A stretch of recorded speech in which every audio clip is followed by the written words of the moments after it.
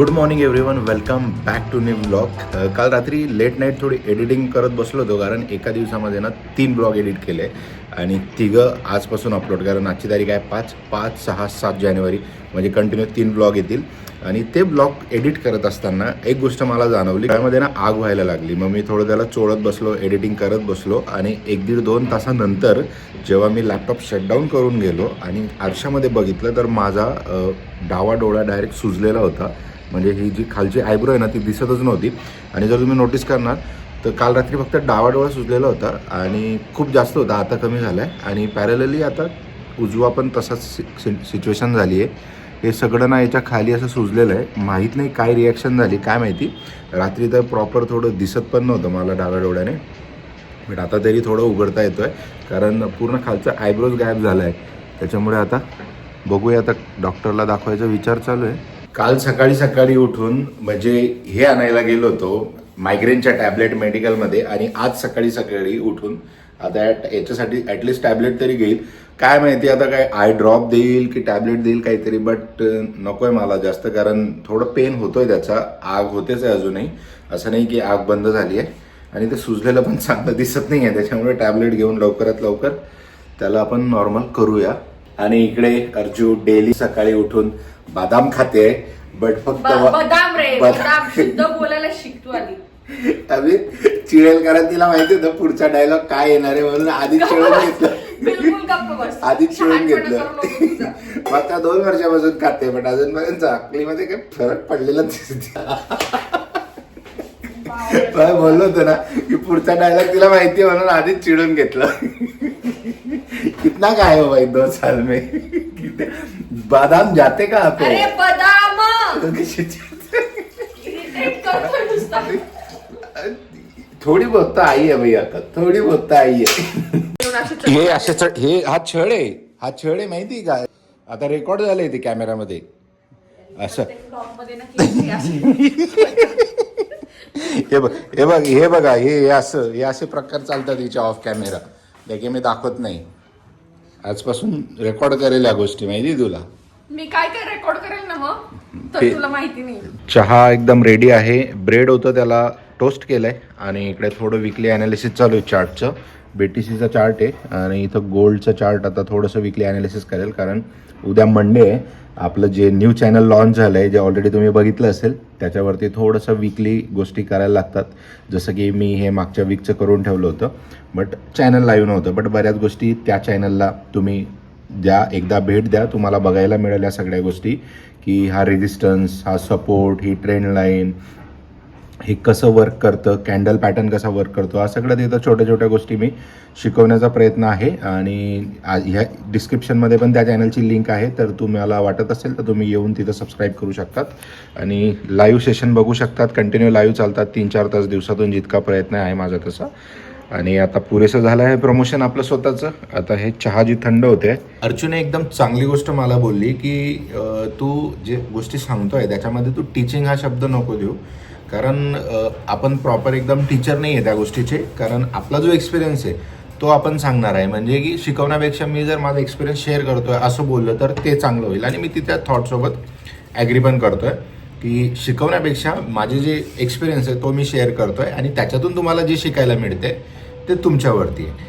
हा एक चांगला एक थॉट तिने मला हे केला, आणि तो मी ॲग्री पण आहे. तो पुढच्या वेळेस थोडं लक्षात राहील माझ्या. आणि काय बोलत होती तू रिस्क मॅनेजमेंटबद्दल?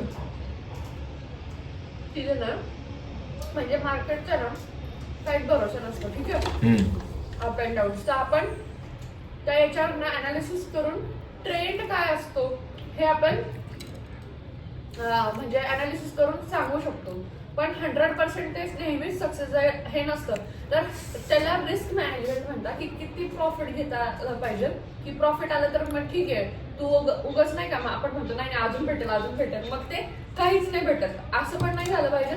आणि नाही आता माझं गेलंय लॉस मध्ये, पण आता येईलच प्रॉफिट वरती. म्हणजे हा जो ट्रेंड निगेटिव्ह चालला तो पॉझिटिव्ह येईल. असं करता करता तो कधी निगेटिव्ह जाईल ना, हे म्हणजे एक कंट्रोल आला पाहिजे आणि एक्झिट घेता आलं पाहिजे. सही जा रहे हो भाई, सही जा रहे हो. संगत का असर आहे तुम्ही. म्हणजे तुम्हाला सांगतो, अर्चूला पण ट्रेडिंग येते बरं का, लगता करत नाही, खूप चांगलं करते. मी ज्या चुका करतो ना त्याच्यातून ती शिकलेली आहे आधी. आणि खरं सांगतो म्हणजे उगाच काय बोलायचं म्हणून कॅमेरावर बोलायचं नाही, तिला झाडावर चढवायची नाही आहे. उलट असं बोलायला मस्करीचा भाग आहे. खूप चांगली ट्रेडर आहे, माझ्याविषयी चांगली ट्रेडर आहे. बट कसं आहे भाई, एक घर में एक ट्रेडर बहुत है, इसलिए मैं लीड कर रहा हूँ.